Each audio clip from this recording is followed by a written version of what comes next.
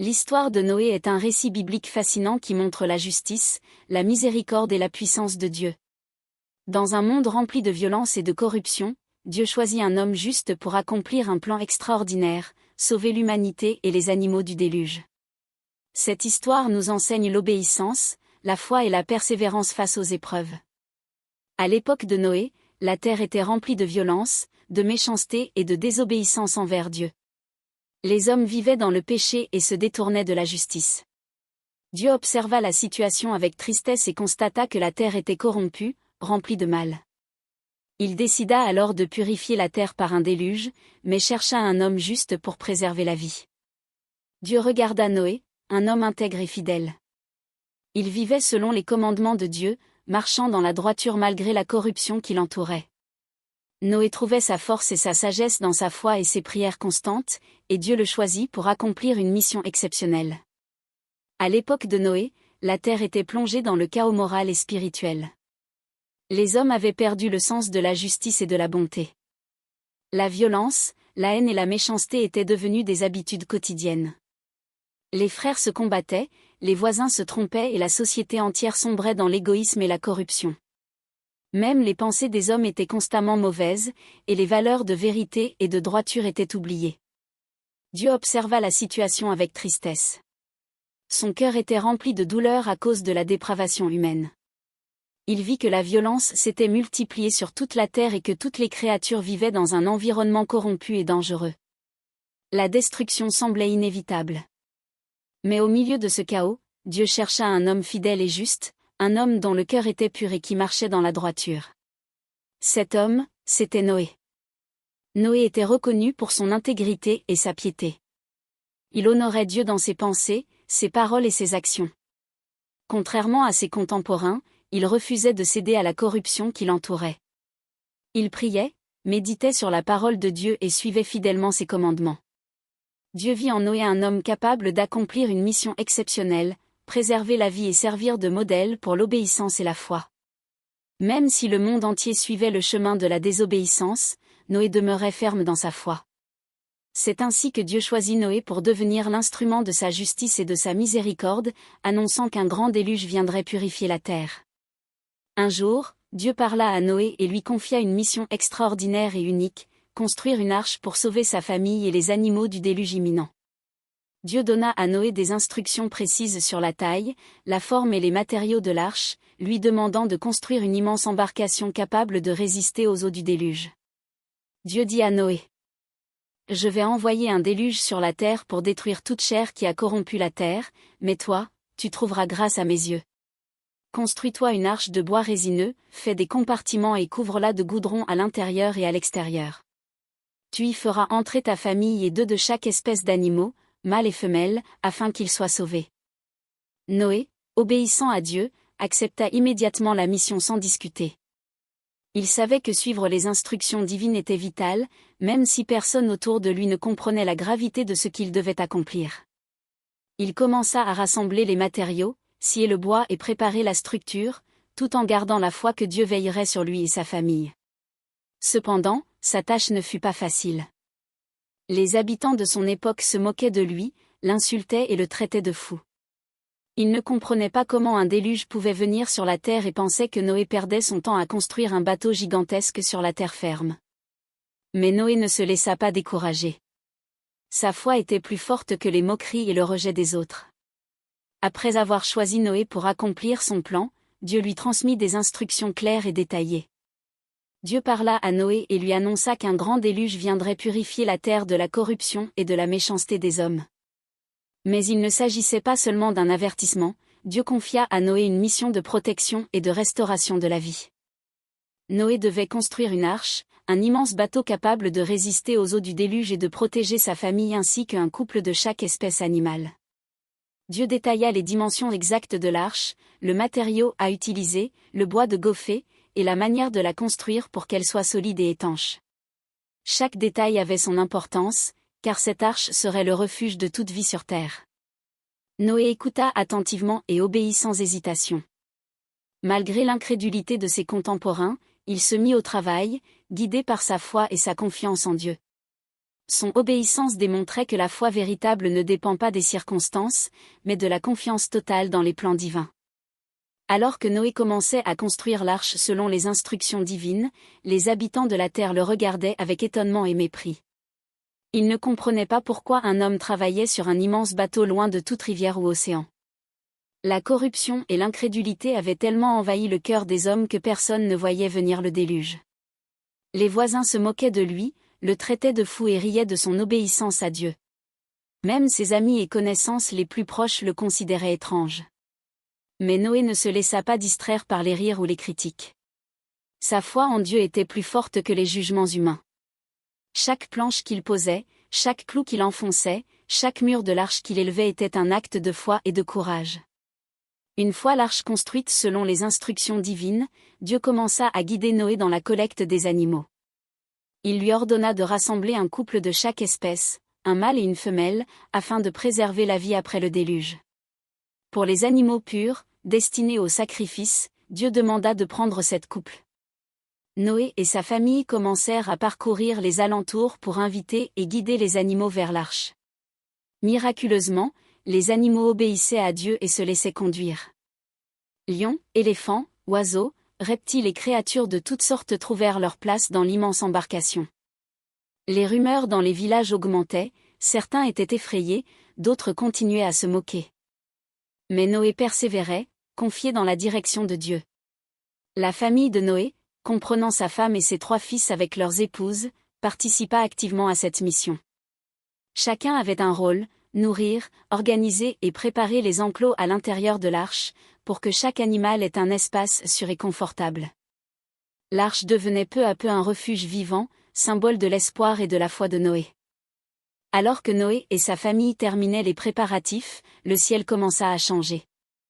Les nuages s'épaississaient, lourds et sombres, annonçant l'imminence du jugement divin. La terre tremblait sous une atmosphère étrange et mystérieuse, et les oiseaux cherchèrent des refuges. Dieu avertit Noé que le déluge était proche. Les rivières et les sources commenceraient bientôt à déborder, et une pluie incessante tomberait sur la terre pendant 40 jours et 40 nuits. Malgré les avertissements, beaucoup d'hommes restaient incrédules. Certains continuaient à vivre comme si rien ne se passait, moquant Noé et le qualifiant de fou, incapable de prévoir les événements. Noé, cependant, restait calme et confiant. Il savait que tout ce qui arrivait était selon la volonté de Dieu.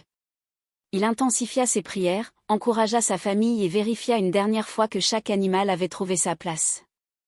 L'arche, imposante et solide, devenait le symbole vivant de la foi et de l'obéissance, prête à accueillir tous ceux qui obéiraient à Dieu. Le moment tant redouté arriva, les pluies commencèrent à tomber, d'abord en fines gouttes, puis en torrents impétueux. La terre entière sembla frémir sous cette force divine. Les rivières débordèrent rapidement, les sources éclatèrent et l'eau monta sur les collines et vallées. Dieu ordonna à Noé d'entrer dans l'arche avec sa famille et tous les animaux. Les portes se refermèrent derrière eux, scellant le refuge construit avec tant de foi et d'obéissance. À l'intérieur, l'atmosphère était à la fois solennelle et pleine d'espérance. Les animaux se tenaient calmement dans leurs enclos, sous la protection divine. Dehors, le monde continuait de sombrer dans le déluge. Ceux qui avaient ignoré les avertissements furent submergés par l'eau. La pluie ne s'arrêtait pas, elle tombait sans relâche, transformant la terre en un vaste océan. Mais à l'intérieur de l'arche, Noé, sa famille et les animaux étaient en sécurité, témoignant de la fidélité de Dieu à ceux qui lui obéissent. Les pluies continuèrent à tomber pendant 40 jours et 40 nuits, inondant la terre entière. Les montagnes les plus hautes furent recouvertes, et toutes les créatures vivant hors de l'arche furent submergées. L'eau transformait le paysage en un immense océan, et le monde semblait disparaître sous le jugement de Dieu. À l'intérieur de l'arche, Noé et sa famille vivaient dans la confiance totale. Chaque jour, ils surveillaient les animaux et prenaient soin d'eux avec dévouement, nourrissant et apaisant toutes les créatures. La pluie battante et la montée constante des eaux étaient un rappel permanent de la puissance divine et de la nécessité d'obéir à Dieu. Le déluge dura exactement 40 jours et 40 nuits, mais Dieu lui-même prépara un plan pour ramener la vie sur terre. Noé savait que ces jours de pluie étaient temporaires et que la patience, la foi et la vigilance seraient bientôt récompensées. Chaque créature dans l'arche symbolisait l'espérance et la continuité de la vie malgré la destruction totale autour d'eux. Après 40 jours et 40 nuits, la pluie cessa enfin. Le monde, pourtant toujours submergé, commença lentement à retrouver un souffle de calme. L'eau, qui avait recouvert toute la terre, commença à refluer grâce aux sources qui se retiraient et aux nuages qui se dissipaient progressivement. À l'intérieur de l'arche, Noé et sa famille continuèrent à surveiller la montée et la baisse de l'eau, prenant soin que chaque animal reste en sécurité et en bonne santé. La patience et la discipline qu'ils avaient cultivées pendant la tempête leur permirent de rester calmes et confiants, même si dehors le monde restait chaotique. Dieu guida Noé dans ses décisions, montrant les signes d'un nouveau départ. Chaque jour qui passait rapprochait la famille et les animaux de la terre ferme, symbole de renaissance et de promesses divines. Noé commençait à ressentir l'espoir, sachant que bientôt, la terre serait prête à accueillir la vie à nouveau. Une fois que les eaux commencèrent à refluer, Noé entreprit de tester la terre pour savoir si elle était à nouveau habitable. Dieu lui inspira d'envoyer un corbeau en éclaireur. L'oiseau vola de l'arche et revint seulement quand il n'y eut plus de nourriture à trouver sur les eaux. Puis Noé envoya une colombe, symbole de paix et d'espérance. La première fois, elle revint, ne trouvant pas d'endroit sec pour se poser. Noé attendit encore 7 jours et renvoya la colombe. Cette fois, elle revint avec une branche d'olivier dans le bec, signe que les eaux avaient baissé et que la terre était prête à renaître. Une troisième fois, la colombe ne revint pas, indiquant que la terre était désormais saine et que la vie pouvait recommencer. Cet acte simple mais puissant montrait la patience, la prudence et la foi de Noé. Il attendait la direction divine avant de sortir de l'arche, illustrant l'importance de ne pas se précipiter et de suivre les signes que Dieu fournit dans nos vies. Lorsque la colombe ne revint plus, Noé comprit que le moment était venu de sortir de l'arche. Avec sa famille, il ouvrit les portes et laissa les animaux descendre un à un, selon leur espèce, pour recommencer leur vie sur la terre restaurée. Le premier geste de Noé après sa sortie fut de rendre grâce à Dieu. Il construisit un autel et offrit des sacrifices d'animaux purs en reconnaissance pour la protection divine et la survie de sa famille et des créatures. La fumée de son offrande monta vers le ciel, symbole de gratitude et de communion avec Dieu. Cet acte n'était pas seulement un geste de remerciement, mais aussi un témoignage pour sa famille et un exemple pour toutes les générations à venir. Même dans les moments de délivrance, il est essentiel de glorifier Dieu et de reconnaître sa main dans nos vies. Après le déluge et la sortie de l'arche, Dieu parla à Noé pour établir une alliance éternelle avec lui, sa famille et toute créature vivante sur terre. Dieu promit de ne plus jamais détruire la terre par un déluge. Comme signe de cette promesse, il plaça dans le ciel l'arc-en-ciel, un symbole de paix, de fidélité et de protection divine. Noé et sa famille contemplèrent cet arc coloré, témoin de la bonté et de la miséricorde de Dieu. Il rappelait à toute l'humanité que même après les épreuves les plus difficiles, Dieu offre la réconciliation et la restauration. Chaque fois qu'un arc-en-ciel apparaît, il rappelle aux hommes de se souvenir de cette alliance et de marcher dans la justice et la fidélité. Dieu confia également à Noé la mission de repeupler la terre, en étant les gardiens de la vie et de l'ordre sur la création. Noé comprit que son rôle ne s'arrêtait pas à la survie, mais qu'il devait guider sa famille et enseigner la voie de l'obéissance et de la foi aux générations futures. Après le déluge, Noé et sa famille commencèrent à repeupler la terre. Chaque membre de la famille avait un rôle essentiel: planter, cultiver, élever les animaux et enseigner les principes de justice et de foi. La terre, purifiée par le jugement divin, était maintenant prête pour une nouvelle génération d'hommes et de créatures. Noé travailla la terre avec diligence, plantant des cultures et prenant soin des animaux. Sa famille l'accompagnait dans chaque tâche, apprenant l'importance du travail, de la patience et de la coopération. La vie était rythmée par les saisons, les récoltes et la protection de toutes les espèces qui avaient survécu. Ce chapitre montre que la fidélité à Dieu ne s'arrête pas aux épreuves, mais se manifeste également dans la reconstruction et la continuité de la vie. Noé devint un modèle pour ses descendants, leur enseignant à marcher dans la droiture, à respecter la création et à honorer Dieu en toutes choses. Alors que Noé et sa famille commençaient à repeupler la terre, ils rencontrèrent rapidement les premiers défis et conflits. Les terres, bien que fertiles, demandaient un travail acharné pour être cultivées. Les animaux devaient être soignés, protégés et organisés pour maintenir l'équilibre dans les nouveaux habitats. En même temps, la famille de Noé dut faire face à des tensions naturelles, la peur de l'inconnu, les désaccords sur la répartition des tâches, et parfois le découragement face à l'immensité de la mission de repeuplement. Cependant, Noé, en père sage et guidé par Dieu, enseignait la patience, l'obéissance et l'importance de la foi dans chaque décision. Dieu continuait de les accompagner et de les protéger, rappelant que la persévérance et la coopération étaient essentielles pour reconstruire la terre. Les épreuves montraient que même après la délivrance, la vie exige engagement, discipline et confiance en la providence divine. Après de longs mois de travail acharné, Noé et sa famille commencèrent à récolter les fruits de leurs efforts. Les champs qu'ils avaient cultivés portaient désormais de riches récoltes, blé, légumes, fruits et autres plantes nourrissant toute la famille. Les animaux prospéraient également, apportant lait, laine et force de travail pour soutenir le repeuplement de la terre. Noé reconnut que ces bénédictions étaient la récompense de l'obéissance et de la fidélité à Dieu. Chaque récolte rappela à la famille que Dieu pourvoit toujours à ceux qui suivent ses commandements et travaillent avec diligence. Les prières de gratitude se multipliaient, et chaque membre de la famille participait à l'offrande de louanges pour les dons reçus. Alors que la vie reprenait son cours sur la terre restaurée, Noé comprit qu'il était essentiel de transmettre la sagesse et les leçons apprises à ses enfants. Il leur enseigna l'importance de marcher dans la justice, de respecter les commandements de Dieu et de rester fidèles même lorsque le monde les entourant semblait mauvais ou décourageant. Noé leur raconta en détail le déluge, la construction de l'arche, et comment chaque décision obéissante avait été guidée par Dieu. Il expliqua que la protection et la survie de la vie sur terre étaient le résultat direct de la foi et de l'obéissance. Les enfants écoutaient attentivement, comprenant que leur responsabilité n'était pas seulement de travailler la terre, mais aussi de préserver la droiture et la piété dans leur famille et leur communauté.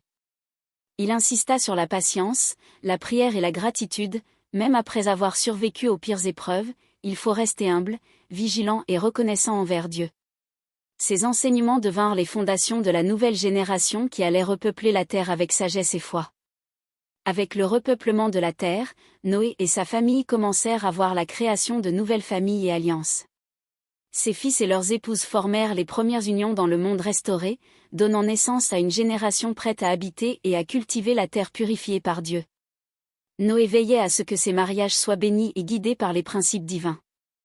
Il enseignait que chaque union devait être fondée sur la fidélité, le respect et la foi en Dieu, afin que la nouvelle génération grandisse dans la droiture et la sagesse. Les alliances entre familles devinrent des piliers pour reconstruire des communautés solides et justes. Alors que Noé et sa famille s'établissaient sur la terre renouvelée, ils durent rapidement faire face aux premiers défis liés à l'environnement et à la gestion des ressources. Les terres étaient fertiles mais exigeantes, certaines zones étaient marécageuses, d'autres rocailleuses. Les animaux avaient besoin de pâturage, et les cultures demandaient un arrosage constant et une attention méticuleuse. Noé enseigna à sa famille comment préserver les ressources naturelles, planter des arbres pour protéger le sol, utiliser l'eau avec sagesse, et nourrir les animaux sans épuiser la végétation. Il soulignait que la terre était un don de Dieu, et que sa protection était une responsabilité sacrée. Les enfants apprirent à observer, comprendre et respecter l'équilibre de la nature, devenant ainsi des gardiens de la création. Alors que Noé et sa famille s'adaptaient à la terre renouvelée, de petits conflits commencèrent à apparaître. Certains animaux s'échappaient de leurs enclos ou entraient en compétition pour la nourriture, et de petites tensions surgissaient aussi entre les membres de la famille sur la répartition des tâches et des ressources. Noé, guidé par sa sagesse et sa foi en Dieu, intervint avec patience. Il enseigna à chacun la discipline, le respect et la coopération, et montra comment résoudre les différends sans violence. Pour les animaux, il renforça les enclos et organisa les espaces pour que chaque espèce ait suffisamment de nourriture et de place. Grâce à ces actions, l'équilibre et l'harmonie furent progressivement rétablis.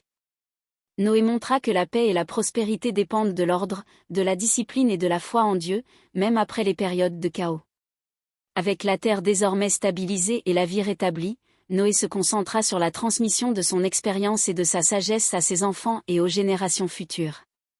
Il leur enseigna les leçons tirées du déluge, l'importance de l'obéissance à Dieu, de la foi, de la patience, du respect de la création et de la coopération au sein de la famille et de la communauté. Noé insista sur le rôle de chaque génération dans la préservation de la vie et de l'ordre sur la terre. Il montra que la prospérité ne réside pas seulement dans les récoltes et les ressources, mais surtout dans la droiture, l'harmonie et le respect des principes divins. Ses enfants écoutaient attentivement, comprenant que leur responsabilité était immense, bâtir une humanité juste et pieuse, en gardant mémoire des épreuves et des bénédictions vécues. Ainsi, l'histoire de Noé ne se limita pas à la survie physique, mais devint un héritage spirituel et moral. Sa vie et ses actions restèrent un exemple éternel de foi, de persévérance et de dévouement à Dieu. Chaque arc-en-ciel sur la terre rappelait cette alliance et la promesse divine, et la terre resta un témoignage vivant de la protection et de la fidélité de Dieu envers ceux qui lui obéissent.